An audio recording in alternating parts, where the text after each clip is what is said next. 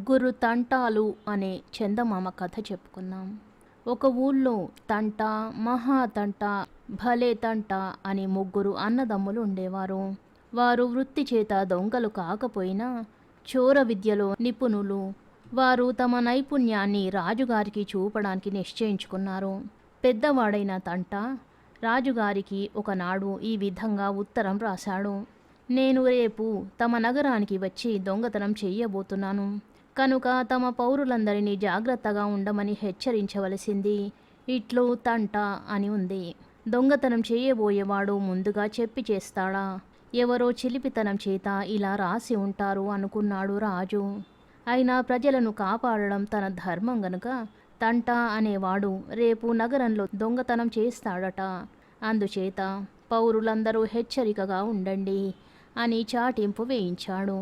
చాటింపు వినగానే ప్రజలు తమ సొత్తును భద్రపరుచుకున్నారు. చెప్పిన ప్రకారమే మర్నాడు తంట నగరానికి చేరుకున్నాడు. పూటకులవ్వ ఇంటికి వెళ్ళి భోజనం సిద్ధం చేయమన్నాడు. ఇప్పుడే బావికి వెళ్ళి మంచినీరు తెచ్చి వంట చేస్తాను, కూర్చో నాయనా అని చెప్పి అవ్వ బిందె తీసుకొని వెళ్ళింది. వంట అయ్యాక భోజనం చేస్తూ తంట విశేషాలేమిటవ్వా అని అడిగాడు. ఎవరో తంట అనేవాడు వచ్చి ఊళ్ళో దొంగతనం చేస్తాట. చాటింపు వేశారు. డబ్బున్న వాళ్ళంతా హడలి చేస్తున్నారు అన్నది అవ్వ. తంట భోజనం పూర్తి చేసి అవ్వకు ₹1 ఇచ్చాడు. ఒకటి అంటూ అవ్వ ఆ రూపాయిని పిడతలో వేసింది. తంట పూటకూళ్ళ ఇంటి నుంచి ఒక పెద్ద దుకాణానికి వెళ్ళాడు. శ్రేష్ఠి గారు, తమలపాకులు మోద ఎంత చేసి ఇస్తున్నారు అని అడిగాడు. చౌకే నాయనా, 4 అణాలు అన్నాడు శ్రేష్ఠి. ఇదిగో పావలా, మోదలో 300కు ఒక్క ఆకు తక్కువ ఉంటే నేను ఒప్పను. ముందు నాకు అవసరానికి 25 ఆకులివ్వండి, మిగతావి మళ్ళీ వచ్చి తీసుకుపోతాను. ఇప్పుడు నేను వేరే అవసరమై పని మీద పక్క బజారుకు పోతున్నాను అన్నాడు తంట. డబ్బు ముందే ముట్టింది గనక అలాగే చెయ్యి బాబు అన్నాడు శ్రేష్ఠి గారు. అక్కడి నుండి బయలుదేరి తంట బట్టల వర్తకుడి దగ్గరికి వెళ్ళాడు. మంచి కాశ్మీరు షాల్వాలుంటే చూపుతారా అని అడిగాడు. ₹300 ఖరీదు చేసే షాలువను బేరం చేశాడు.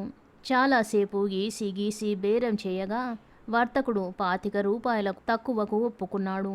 చూడండి, ఊళ్ళో దొంగ భయంగా ఉందని చాటించడం వల్ల పైకం వెంట పెట్టుకురాలేదు. నా సొత్తంతా శ్రేష్ఠి గారి అంగడిలో ఉంచాను. నా వెంట మీ మనిషి ఎవరైనా వస్తే వెంటనే డబ్బిప్పిస్తాను అన్నాడు తంట. బట్టల వర్తకుడు శాలువా తంటాకిచ్చేసి డబ్బు పట్టుకురావడానికి గాను తన తమ్ముణ్ణి అతని వెంట పంపాడు. తంట శ్రేష్ఠి గారి దగ్గరికి వచ్చి, అయ్యా, నేను వెళ్ళిపోతున్నాను. ఈ మనిషికి 25 తక్కువ 300 ఎంచి త్వరగా ఇవ్వండి అని చెప్పాడు. అలాగే బాబు, తమరు వెళ్ళండి అంటూ తమలపాకుల కట్టలు తీశాడు శ్రేష్ఠి. తంట వెళ్ళిపోయాడు. శ్రేష్ఠి గారు తమలపాకులు ఒక్కొక్కటి లెక్క పెట్టసాగాడు. వర్తకుడి తమ్ముడు, శ్రేష్ఠి గారు, నన్ను త్వరగా పంపరా, అవతల బోలెడంత పని ఉంది అన్నాడు. నీ పనే గదయ్యా చూస్తున్నాను అన్నాడు శ్రేష్ఠి.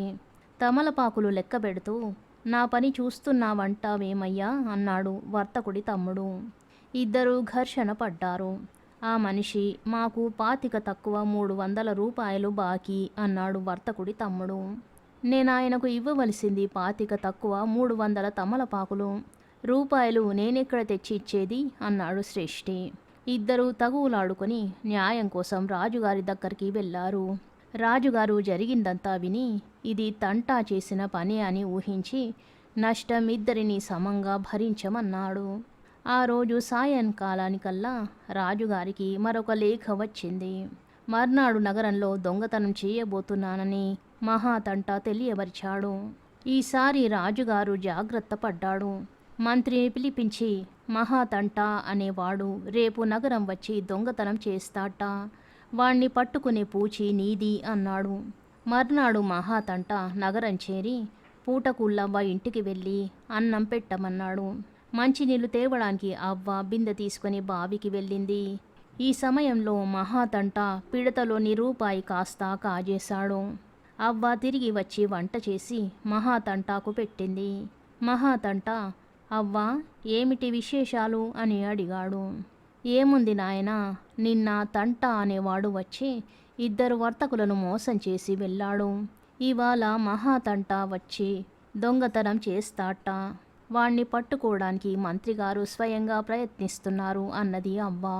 పాపం మంత్రిగారికి పిల్ల జెల్ల ఉన్నారు కామోలు అన్నాడు మహాతంట జాలి నటిస్తూ. ఒక్కతే కూతురు నాయనా, చిన్నతనంలోనే దాని మొగుడు దేశాల మీద పోయాడు, తిరిగి రాలేదు అన్నది అవ్వ. మహాతంట భోజనం ముగించి అవ్వకు రూపాయి ఇచ్చి వెళ్ళిపోయాడు. 2 అంటూ అవ్వ ఆ రూపాయిని పిడతలో పడవేసింది. మహాతంట వేషం మార్చుకుని నగరంలో ఒక చెరువు గట్టున ఉన్న చెట్టు కింద కూర్చున్నాడు. వచ్చేపోయే వారితో తాను మంత్రిగారి అల్లున్నని చెప్పసాగాడు. ఈ వార్త త్వరలోనే మంత్రిగారికి తెలిసింది. ఆయన చెరువు గట్టుకు వచ్చి మహాతంటాను చూసి ఏనాడో లేచిపోయిన అల్లుడు తిరిగి రానే వచ్చాడన్న ఆనందంతో తన ఇంటికి తీసుకుపోయాడు. ఆ రాత్రి భోజనాలయ్యాక మంత్రి దొంగను పట్టడానికి బయటికి పోబోతుండగా మహాతంట తాను కూడా సహాయంగా వస్తానని పట్టుబట్టాడు. మంత్రి సరేనన్నాడు. మంత్రిగారి ఇంటి చేరువలోనే నేరస్తులను శిక్షించే యంత్రం ఉన్నది. దాన్ని చూసి ఇదేమిటి మామయ్య అని అడిగాడు మహాతంట. ఇందులో తలపెట్టి శీల బిగిస్తే బాధ కలుగుతుంది, దొంగలు నిజం చెప్పేస్తారు అన్నాడు మంత్రి. నా తల అందులో పెడతాను, శీల బిగించు మామయ్య అన్నాడు మహాతంట. అందుకు మంత్రి ఒప్పుకోలేదు. నీకు అంత ముచ్చటగా ఉంటే నా తలే పెడతాను, చూద్దువుగాని అంటూ మంత్రి యంత్రంలో తల పెట్టాడు. మహాతంట శీల గట్టిగా బిగించాడు. అంత బిగించకూడదు, మెడ నొప్పి పెడుతోంది, తొందరగా వదులు చెయ్యి అన్నాడు మంత్రి బాధతో. ఈ శీల వెనక్కు తిరగడం లేదు ఎలా మామయ్య అంటూ మహాతంట గిలగిలలాడసాగాడు. అత్తనడిగి సుత్తి సేనాము పట్టుకురా అన్నాడు మంత్రి. మహాతంట మంత్రి భార్య వద్దకు వెళ్ళి అత్తా అత్తా, మామయ్యని దొంగ పట్టుకుని బాధిస్తున్నాడు, ఇంట్లో ఉన్న నగలు డబ్బు వేగిరమిచ్చేయి అన్నాడు. మంత్రి భార్య వెంటనే ఇవ్వక ఏవేవో ప్రశ్నలు వేయసాగింది. అత్త ఇవ్వడం లేదు మామయ్య అని అరిచాడు మహాతంట. వేగిరం ఇవ్వవే, ప్రాణం పోతోంది అని అరిచాడు మంత్రి. మారు మాట్లాడక మంత్రి భార్య ఇంట్లో ఉన్న నగలు డబ్బు కూడా మూటగట్టి ఇచ్చేసింది. వాటిని తీసుకొని మహాతంట తన దారిన తాను వెళ్ళిపోయాడు. మర్నాడు ఉదయం ఎవరో వచ్చి మంత్రిని విడిపించారు. ఆ రోజే భలే తంటా నుంచి రాజుగారికి 3వ ఉత్తరం వచ్చింది. అది చూడగానే రాజుగారికి మండిపోయింది. వరుసగా 2 దొంగతనాలు చెప్పి చేస్తే దొంగలను పట్టుకోవడం సాధ్యపడలేదు. ఈసారి దొంగను తానే స్వయంగా పట్టుకోవాలని రాజు నిశ్చయించుకున్నాడు. మర్నాడు భలే తంటా నగరం చేరాడు. పూటకూళ్ళ ఇంటికి వెళ్ళి అవ్వను భోజనం పెట్టమన్నాడు. అవ్వ బిందె తీసుకుని బావికి వెళ్ళగానే పిడతలోని రూపాయి కాజేశాడు. అవ్వ తిరిగి వచ్చి వంట చేసి వడ్డించేటప్పుడు అవ్వ ఏమిటి విశేషాలు అని అడిగాడు భలే తంట. ఏముంది నాయనా, ఒకరోజు తంట అనేవాడు వచ్చి దొంగతనం చేశాడు, ఇంకో రోజు మహాతంట అనేవాడు వచ్చి దొంగతనం చేశాడు, ఇవాళ భలే తంట వస్తాట, వాణ్ణి పట్టుకునేటందుకు రాజుగారు స్వయంగా పూనుకున్నారు అన్నది అవ్వ. భలే తంట రూపాయి ఇచ్చాడు. 3 అంటూ అవ్వ దాన్ని పిడతలో వేసింది. భలే తంట ఊళ్ళో తిరిగి అనేక రకాల తినుబండారాలు కొని వాటిని జింకిడిలో పెట్టుకుని శ్మశానం సమీపంలో ఒక చిన్న పందిరి వేసి దాని కింద ఆ రాత్రి దుకాణం పరిచి దీపం పెట్టుకుని కూర్చున్నాడు. అయ్యా, దొంగలు ఇటుగా వచ్చి నా దగ్గర చిరుతిళ్ళు కొనుక్కొని బాగా డబ్బిస్తారు, వాళ్ళు వచ్చే వేలయింది, తమరు వెళ్ళిపోండి బాబు, బీదవాణ్ణి 4 డబ్బులు చేసుకుంటున్నాను అన్నాడు భలే తంట. నీకు నేనంతకంటే 10 డబ్బిస్తానురా, నన్నిక్కడ దాక్కొనియ్యి అన్నాడు రాజు. ఇక్కడ దాక్కునేటందుకు చోటేదండి, కావలిస్తే ఈ గోతాన్లో కూర్చోండి, మూతి కట్టేస్తాను, దొంగలు తెలుసుకోలేరు అన్నాడు భలే తంట. నలిగిపోతాయని దుస్తులు తలపాగా కత్తి తీసేసి రాజు గోతాన్లో దూరాడు. భలే తంట గోతా మూతి బిగించి కట్టాడు. అయ్యా, దొంగలు వస్తున్నట్టున్నారు, నేను తమ గుర్రాన్ని దూరంగా కట్టివేసి వస్తాను, చప్పుడు మాత్రం చెయ్యకండి అంటూ భలే తంట రాజుగారి దుస్తులు తలపాగా కత్తి తీసుకుని గుర్రంతో సహా దూరంగా వెళ్ళి అక్కడ వాటిని ధరించి గుర్రమెక్కి నేరుగా ఖజానాకు వెళ్ళాడు. ఖజానా నౌకర్లు భలే తంటాను చూసి రాజే అనుకున్నారు. చీకటిలో మొహం తెలియలేదు. ఒరే భలే తంట, ఖజానా దోస్తాట, ఖజానాలో ఉన్న డబ్బంతా మూటగట్టి పట్టుకురండి అన్నాడు భలే తంట రహస్యం గొంతుతో. నౌకర్లు వాడి చెప్పినట్టే చేశారు. ఖజానాలో ఉన్న డబ్బంతా కొల్లగొట్టి భలే తంట తన దారిన తాను వెళ్ళిపోయాడు. మర్నాడు చాలా పొద్దెక్కిన తరువాత దారిన పోయేవారెవరో రాజుగారిని సంచిలో నుంచి విడిపించారు. చెప్పి మోసం చేసిన ఈ దొంగలను పట్టుకోవడానికి రాజు ఎన్నో యత్నాలు చేశాడు. కానీ వారు దొరకలేదు. చివరకు ఒకనాడు 3 తంటాలు తమకు తామే రాజుగారి దర్శనానికి వచ్చారు. ఎవరు మీరు అని అడిగాడు రాజు. వాళ్ళు తమ పేర్లు చెప్పగానే రాజుకు చెప్పరాని ఆగ్రహం వచ్చింది. వారిని ఖైదు చేయమని భటులను ఆజ్ఞాపించాడు.